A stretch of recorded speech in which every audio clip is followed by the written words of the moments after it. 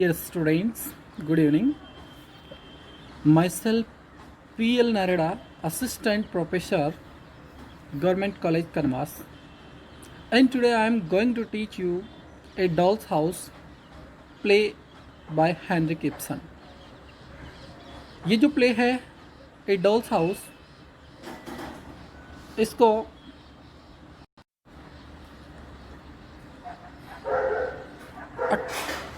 Heinrich Ibsen ने एक problem play के रूप में लिखा था। डॉल्स हाउस का क्या मतलब होता है? गुड़िया का घर। प्ले की जो हीरोइन है नोरा, जिसका नाम है, उसको प्ले में एक डॉल की तरह ट्रीट किया जाता है उसके पिताजी द्वारा, उसके हस्बैंड द्वारा और उसके बच्चों द्वारा। वो एक डॉल है अपने पति के लिए, अपने फादर के लिए और अपने बच्चों के लिए। लेकिन एंड में वो एक सक्सेसफुल और क्रांतिकारी महिला के रूप में उभर कर सामने आती है और वो डॉल नहीं रह जाती है। ये जो डॉल्स हाउस प्ले है न केवल बीए फाइनल ईयर के स्टूडेंट्स के लिए, बल्कि all the students who are studying English literature के लिए ये प्ले बहुत उपयोगी है। इसलिए पूरे प्ले को एंड तक देखिए ताकि कहीं भी कोई पॉइंट छूट न जाए। तो हम स्टार्ट करते हैं। A doll's house play by Henrik Ibsen. सबसे पहले हमारे लिए यहाँ पर इस प्ले में जो इम्पोर्टेंट कैरेक्टर्स है उनका परिचय जानना बहुत ज़रूरी है। तब जा कर के हम इस प्ले की प्रोग्रेस कर पाएंगे।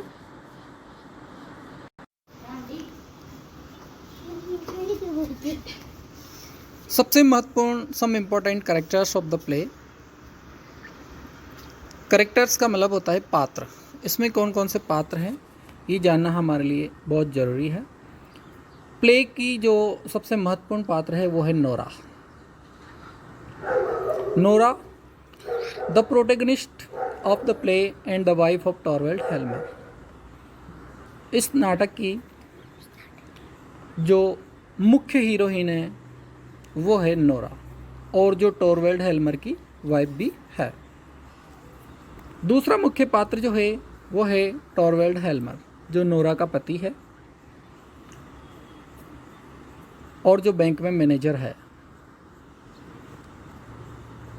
थर्ड इम्पोर्टेंट कैरेक्टर जो कि विलियन है, अ लॉयर, जिसका नाम क्रॉगस्टेड है। वो एक वकील है। वो went school with Torvald and holds a subordinate position at Torvald's bank, जो कि उसी बैंक में काम करता है, सबऑर्डिनेट पोजीशन पे है, उससे नीचे वाली स्थिति पे, जिसमें टॉरवेल्ड हेल्मर अर्थात नोरा का पति काम करता है और ये खलनायक का काम करता है। मिसेस लिंडे दूसरी लेडी है इस प्ले में, नोरा चाइल्डहुड फ्रेंड, जो कि नोरा की बचपन की मित्र है। डॉक्टर रैंक एक और महत्वपूर्ण कैरेक्टर जो कि टॉरवेल्ड्स बेस्ट फ्रेंड है। टॉरवेल्ड्स मतलब टॉरवेल्ड परिवार का, वो नोरा का भी फ्रेंड है और वो टॉरवेल्ड हेल्मर का भी फ्रेंड है। और हम एंड में ये भी पाते हैं कि वो नोरा का लवर भी था। Doctor Rank. इसके बाद एक महत्वपूर्ण जो कैरेक्टर्स हैं वो हैं Bob, Emmy, Ivar, Nora and Torvald's 3 small children. ये नोरा और टॉरवेल्ड हेल्मर के बच्चे हैं। एनी मैर एक और महत्वपूर्ण जो कैरेक्टर है वो है एनी मैर, हेल्मर्स नैनी, जो कि हेल्मर के जो बच्चे हैं उनकी नैनी हैं। और last but not the least जो करेक्टर है वो है नोरा के पिताजी, Nora's father. Though Nora's father is dead before the action of the play begins, the character refers to him throughout the play. Nora के पिताजी का इसमें जीवित करेक्टर के रूप में नहीं आया है, लेकिन नोरा के पिताजी का इस प्ले में बहुत महत्वपूर्ण रोल है। अब मैं यहाँ पर आपको बता दूँ, पूरी जो घटना है डॉल्स हाउस की, वो एक सीधी सी 4 लाइंस में मैं आपको समझा देता हूँ। नोरा, जो कि टॉरवेल्ड हेल्मर की पत्नी है, वो बहुत ही सीधी सयानी औरत है। एक बार टॉरवेल्ड हेल्मर गंभीर रूप से बीमार पड़ गया था और उसको बचाने के लिए उसको पैसे की ज़रूरत थी। पैसे उसने उधार लिए क्रोगस्टेड नामक व्यक्ति से, लेकिन क्रोगस्टेड को जमानत की आवश्यकता थी और जमानत के तौर पे नोरा ने डॉक्यूमेंट्स अपने पिताजी के पास भेजने थे, लेकिन डॉक्यूमेंट्स न भेजकर उसने उसके पिताजी के साइन कर दिए और उसके पिताजी के फर्जी साइन करने के जुर्म में उसको सज़ा की संभावना थी। और सारा प्ले इसी घटना पे घटित होता है, क्योंकि क्रोगस्टेड इस बात को जानता था कि नोरा ने फर्जी साइन किए हैं। चूंकि क्रोगस्टेड नोरा के पति टॉरवेल्ड हेल्मर के साथ पड़ा था और अब वो दोनों एक साथ बैंक में काम कर रहे थे, इसीलिए वो चाहता था कि टॉरवेल्ड उसको इज्जत दें, लेकिन टॉरवेल्ड हेल्मर उसको इज्जत नहीं देता था। इसी वजह से वो टॉरवेल्ड हेल्मर और उन दोनों के बीच झगड़ा था और टॉरवेल्ड हेल्मर जो है क्रोगस्टेड को बैंक से निकालना चाहता था।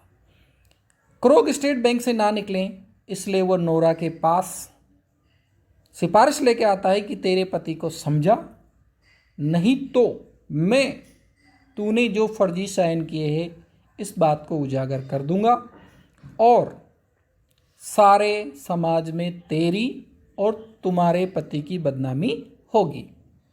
इस बात से नोरा बहुत परेशान होती है और वह उसकी फ्रेंड जो मिसेस क्रिस्टिन लिंडे है उससे ये मैटर हैंडल करती है। क्रिस्टिन लिंडे चूँकि पहले क्रोगस्टेड की बिलव्ड रही थी, इसलिए वो सारा मैटर सॉल्व कर देती है। वह क्रोगस्टेड को समझाती है, लेकिन जब ये बात पता चलती है नोरा के पति टॉरवेल्ड हेल्मर को कि नोरा ने फर्जी साइन किए हैं और इसकी वजह से टॉरवेल्ड हेल्मर अर्थात नोरा के पति की रेपुटेशन खराब हो सकती थी, तो वो नोरा को डांटता है, फटकारता है, बुरी तरह से गालें निकालता है। लेकिन जब उसको लेटर, चूँकि इस पूरे प्ले में लेटर से ही कहानी आगे बढ़ती है, जब उसको पता चलता है लेटर के माध्यम से कि क्रोगस्टेड ऐसा नहीं करेगा, अर्थात वो नोरा के फर्जी साइन को उजागर नहीं करेगा और वह डॉक्यूमेंट्स वापस लौटा देता है, तो नोरा का पति खुशी से उछल पड़ता है और वह कहता है कि thank God I am saved. लेकिन इस बात की नोरा को गहरी चोट पहुंचती है और वह हमेशा हमेशा के लिए टॉरवेल्ड हेल्मर को छोड़ के चली जाती है, एक नई दुनिया बसा लेती है। यही इस नाटक की कहानी है। तो अब हम कहानी को लाइन टू लाइन पढ़ते हैं। आप पूरे प्ले को ध्यान से सुनिएगा। A doll's house is a 3-act play written by Norwegian playwright Henrik Ibsen.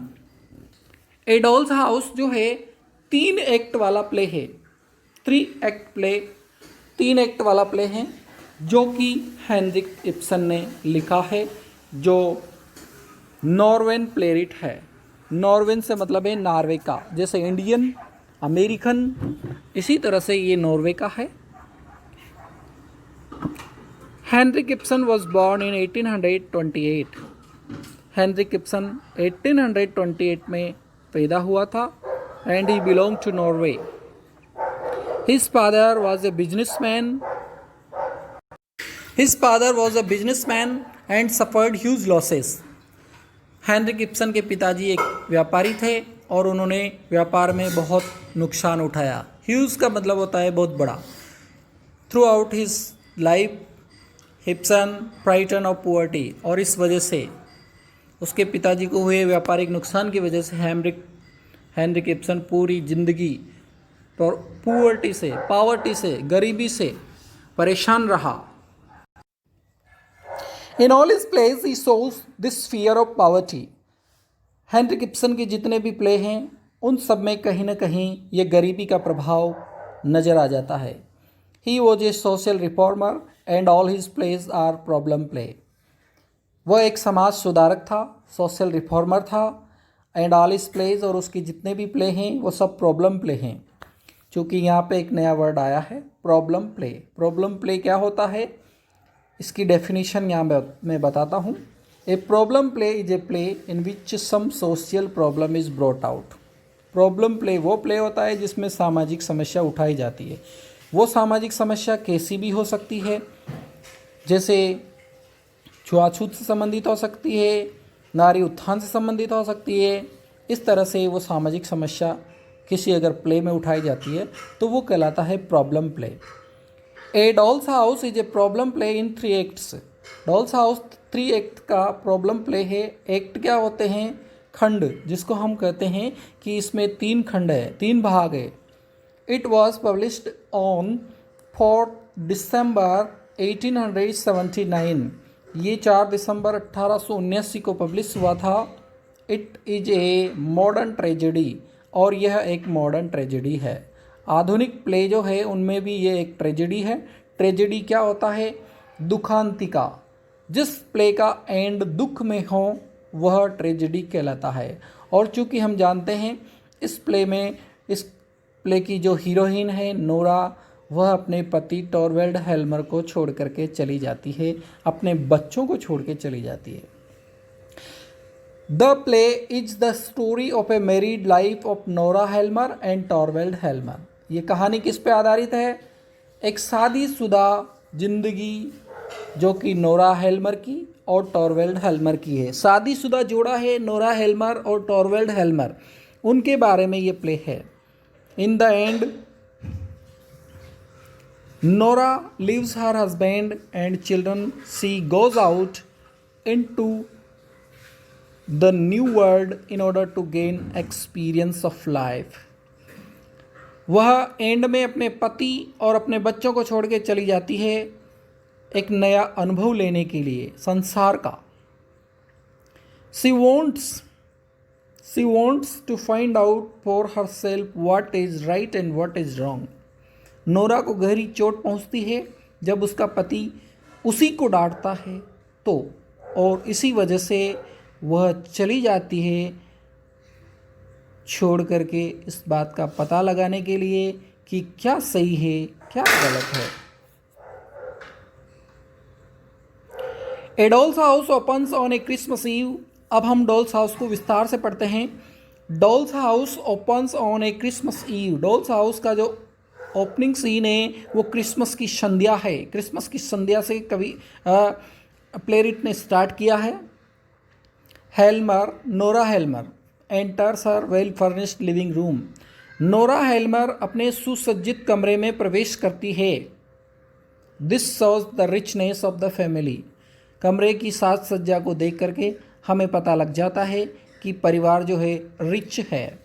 टॉरवेल्ड हेल्मर, नोरा's husband, comes out of his study when he hears her arrive। जब नोरा के आगमन की सूचना टॉरवेल्ड हेल्मर को मिलती है तो वो उसके पास आ जाता है। He greets her playfully and affectionately। यहाँ पर देखिए वह नोरा का अभिवादन करता है बहुत ही अच्छे तरीके से, प्लेफुली, हंसी मजाक के मूड में, जैसे और डार्लिंग, हाउ आर यू, और माई नाइटिंगेल, और माई डर्ल, इस तरह के वो शब्द काम में लेता है। But then chided her for spending so much money on Christmas gift. लेकिन वो साथ में उसको हल्की सी फटकार भी लगाता है कि उसने क्रिसमस के गिफ्ट के बहुत पैसे उड़ाए हैं। Their conversation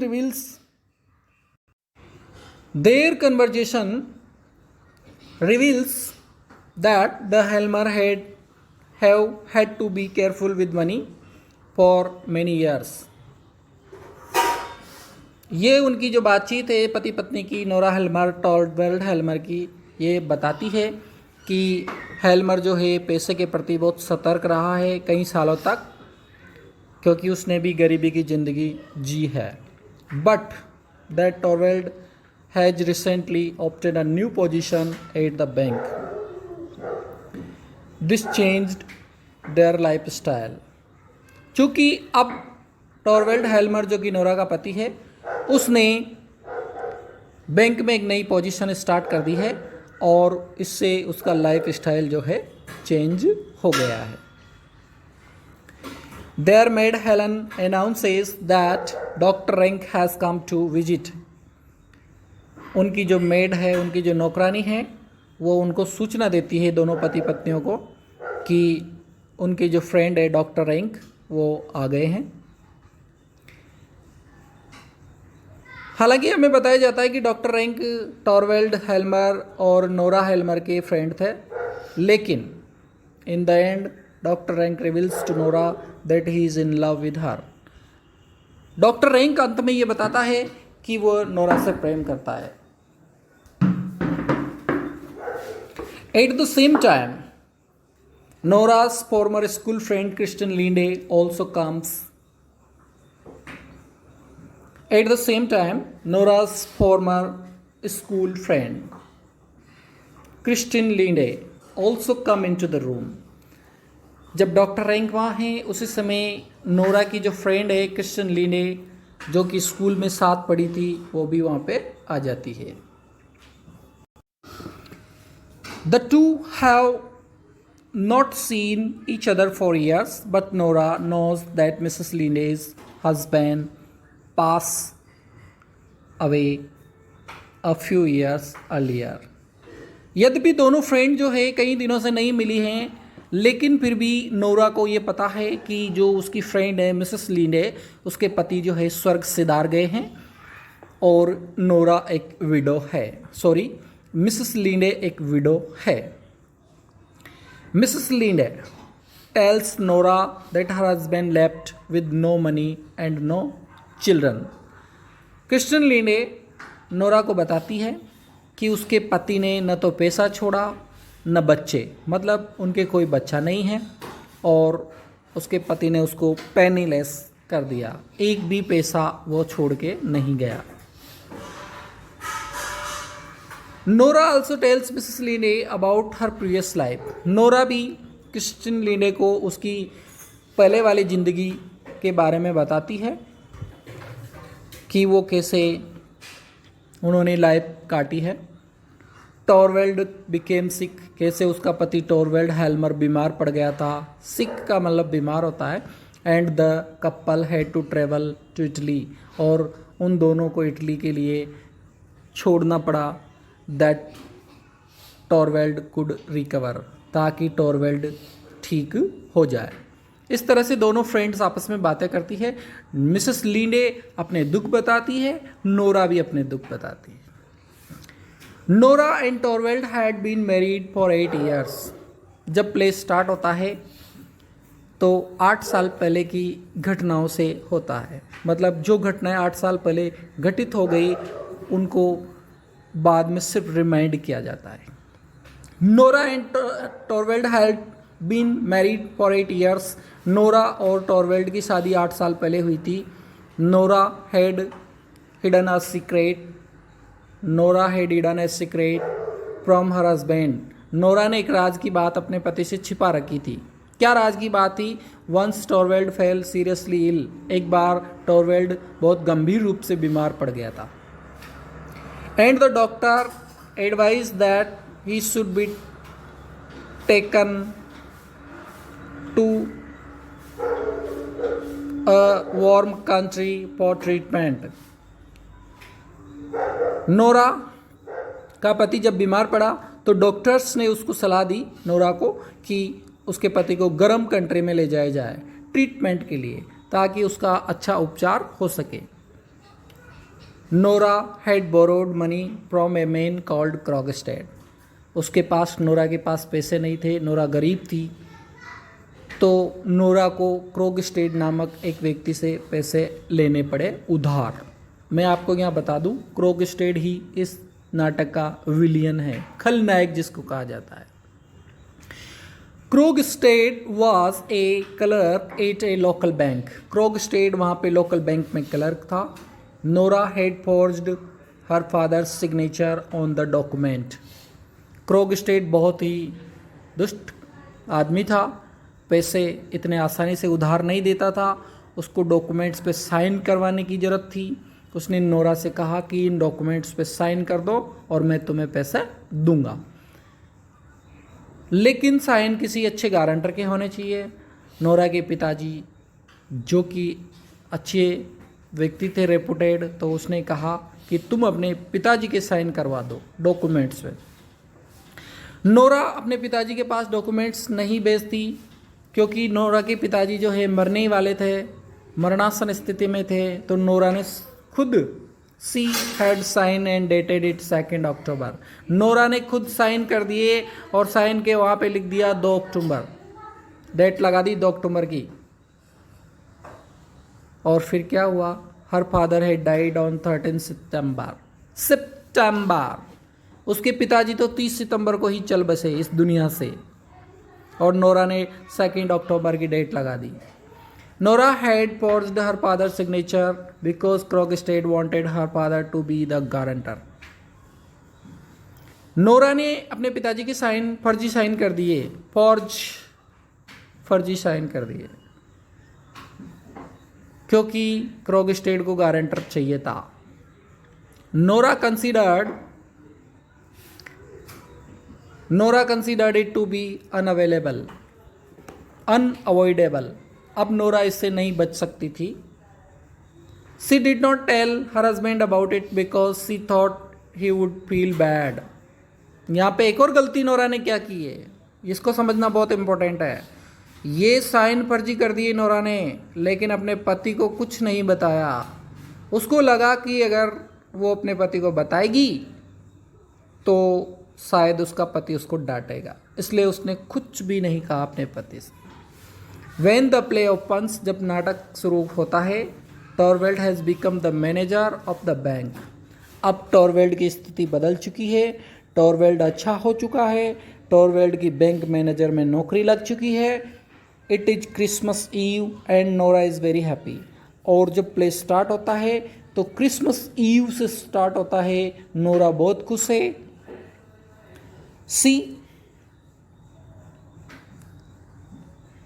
She has been repaying the money regularly. Nora ने जो क्रॉगस्टेड से पैसे उधार लिए थे, उन पैसों को नोरा रेगुलर तरीके से चुका रही है, अपने पति से छुपा करके। Krogstad visits her and tells her husband has dismissed him from the bank. अब यहाँ पे एक स्थिति आती है, चूँकि क्रॉगस्टेड जो है वो टॉरवेल्ड हेल्मर का सहपाठी था, साथ साथ पढ़ते थे। टॉरवेल्ड हेल्मर मैनेजर है बैंक में और क्रॉगस्टेड उसमें क्लर्क है।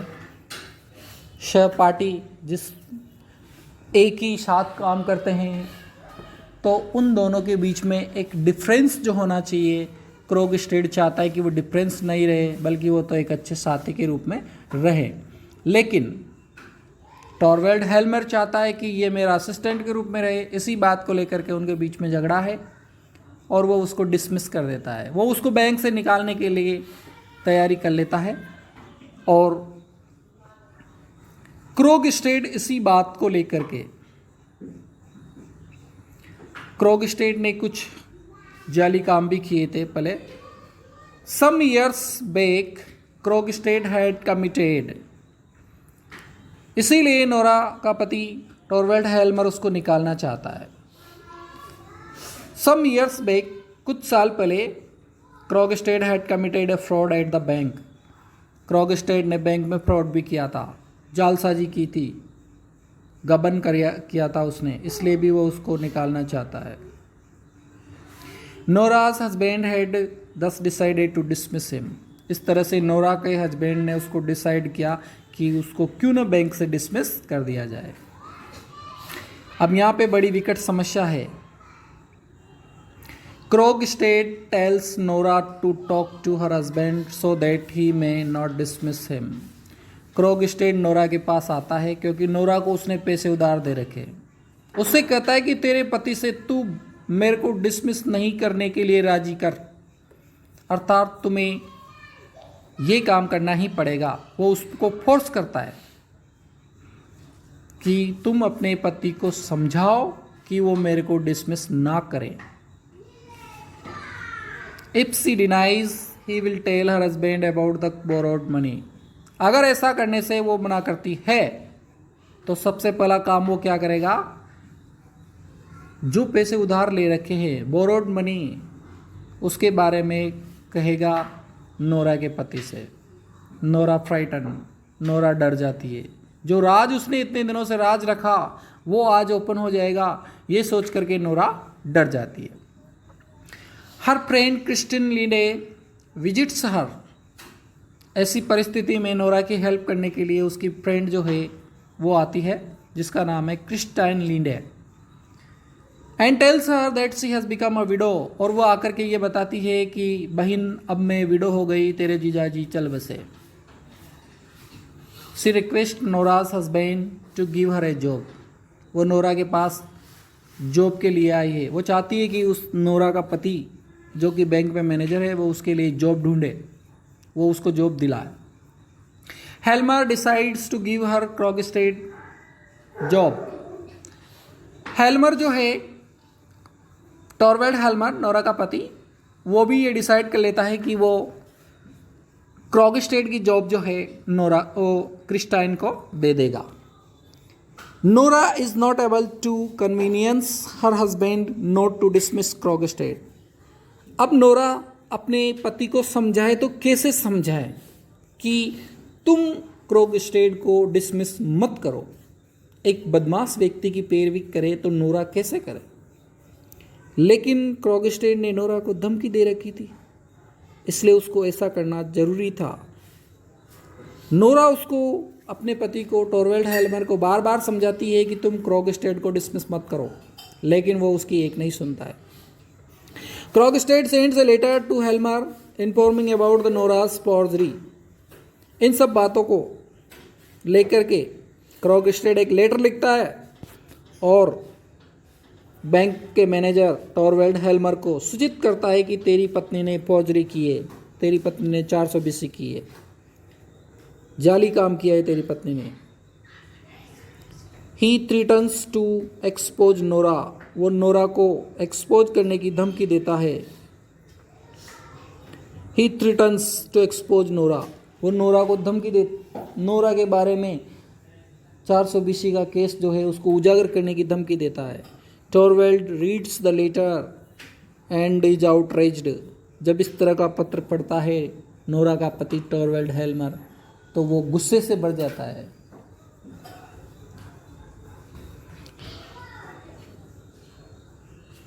He calls Nora a hypocritic. वो नोरा को हाइपोक्रेटिक कहता है, बनावटी, एंड ए लायर, झूठी, and complains that she has ruined his happiness. और नोरा को ब्लेम करता है, नोरा को शिकायत करता है नोरा से कि तूने मेरी सारी खुशियाँ बर्बाद कर दी। यहाँ पे आईनी होती है, देखिए विडंबना। जिस नोरा ने अपने पति के लिए कर्ज उधार लिया, जिसने अपने पति को बचाने के लिए कर्ज उधार लिया, आज नोरा को क्या सुनना पड़ रहा है कि तूने मुझे बर्बाद कर दिया, तूने मेरी सारी खुशियाँ डुबो दी, तुम पागल हो। और इन चीज़ों को सुन करके नोरा को बहुत दुख होता है।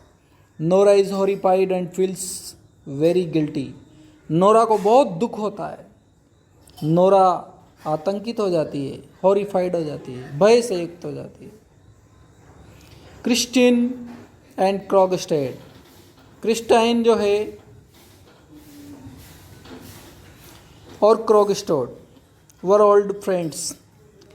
क्रिस्टिन लिंडे जो कि नोरा की फ्रेंड है और क्रोगस्टेड पहले मित्र थे, उन दोनों में रिलेशन थे और इसी वजह से they had plan to marry but could not. उन दोनों ने शादी करने का इरादा किया था लेकिन वे शादी नहीं कर सके।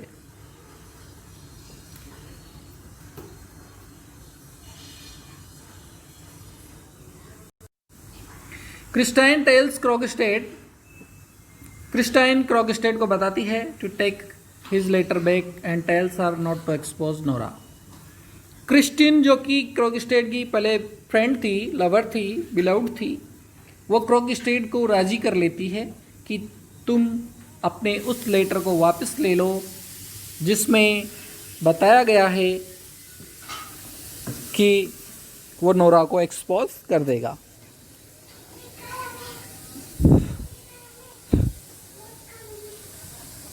Krogstad sends another letter.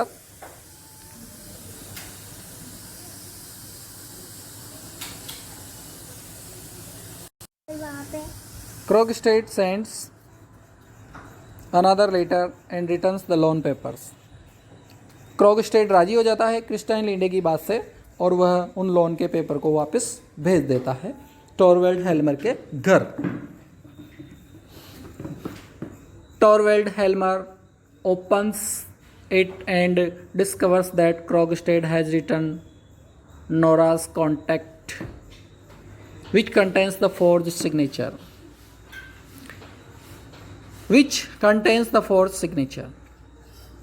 जब टॉरवेल्ड हेल्मर को ये पता चलता है कि क्रोगस्टेड ने वो पेपर वापस लौटा दिए जिन पे नोरा के फर्जी साइन हो रहे थे, तो वो खुशी से झूम उठता है। उसकी खुशी का ठिकाना नहीं रहता। Overjoyed Torvald attempts to dismiss his past insult. खुशी से ओवरजॉय होकर के टॉरवेल्ड अनेक प्रयास करता है कि वो उसने पहले जो नोरा की इंसल्ट की वो उसको वापस मना ले। But his harsh words have triggered something in Nora. Trigger का मतलब होता है गोलियां चलना। ट्रिगर वर्ड जो है बहुत इंपॉर्टेंट है। ट्रिगर, नोरा के दिमाग में गोलियां चलती है धड़ाधड़। नोरा जो है बिल्कुल हतप्रभ जाती है टॉरवेल्ड हेल्मर के इस तरह के एटीट्यूड को देख करके। When Torvald reads the second letter, his behavior changes completely. When Torvald Helmer reads the second letter, his behavior changes completely. जब टॉरवेल्ड हेल्मर क्रोगस्टेड द्वारा भेजे गए दूसरे लेटर को, जिसमें लिखा हुआ था कि मैंने डॉक्यूमेंट्स वापस लौटा दिए, मैं नोरा की फोर्जरी को उजागर नहीं करूंगा, तो क्रोगस्टेड के लेटर को पा करके नोरा का पति टॉरवेल्ड हेल्मर का व्यवहार पूरी तरह से बदल जाता है। वह खुशी से उछल पड़ता है। ही सेज, वह खुशी से क्या कहता है, आई एम सेव्ड, मैं बच गया। हे भगवान, तूने मेरे को बचा लिया। With this remark Nora becomes angry and decides to leave Helmer's house. जब नोरा इस बात को सुनती है तो वो बहुत एंग्री हो जाती है और वह हेल्मर के घर को छोड़ने के लिए डिसाइड कर लेती है। Helen then brings in a letter. She declares that despite their 8 years of marriage they do not understand one another। Nora यहाँ पे डिक्लेयर करती है कि भले ही वो 8 साल से साथ रह रहे थे लेकिन वो एक दूसरे को नहीं समझ पाए, तो क्या फ़ायदा साथ रहने से। नोरा असर्ट्स, नोरा इस बात को स्वीकार करती है that he has treated like her like a doll to be played with and admired. Nora उसको इस बात की सिफारिश करती है, इस बात को स्वीकार करवाती है कि तूने मुझे सिर्फ डॉल की तरह रखा है, तूने सिर्फ मेरे साथ खेला है, मेरी प्रशंसा की है और कुछ नहीं किया। शी डिसाइड्स टू लीव टॉरवेल्ड, वो टॉरवेल्ड को छोड़ने का निश्चय कर लेती है, declaring that she must make sense of her self, और इस बात की घोषणा कर देती है कि उसके अंदर हर सेल्फ की सेंस आएगी एंड वो खुद जो है स्वाभिमान जगाएगी एंड एवरीथिंग अराउंड हर, और उसके आसपास जो कुछ भी घटित होगा उन सब चीज़ों के बारे में उसके अंदर सेंस आएगी, इस बात की वो घोषणा करती है। She walks out slamming the door behind her, वो चली जाती है धड़ाम से दरवाज़ा बंद करके। The play is a modern tragedy because Nora leaves her husband and children and goes away in Europe. चूँकि ये प्ले मॉडर्न ट्रेजेडी है, इससे पहले नॉर्वे में ऐसा कोई नाटक नहीं लिखा गया था जिसमें एक औरत को स्वावलंबी बनाया गया हो, स्वाभिमानी बताया गया हो, जो बच्चों को छोड़ करके चली गई हो। जब हेनरिक इब्सन ने इस तरह का प्ले लिखा तो उसकी बहुत आलोचना हुई थी। It was the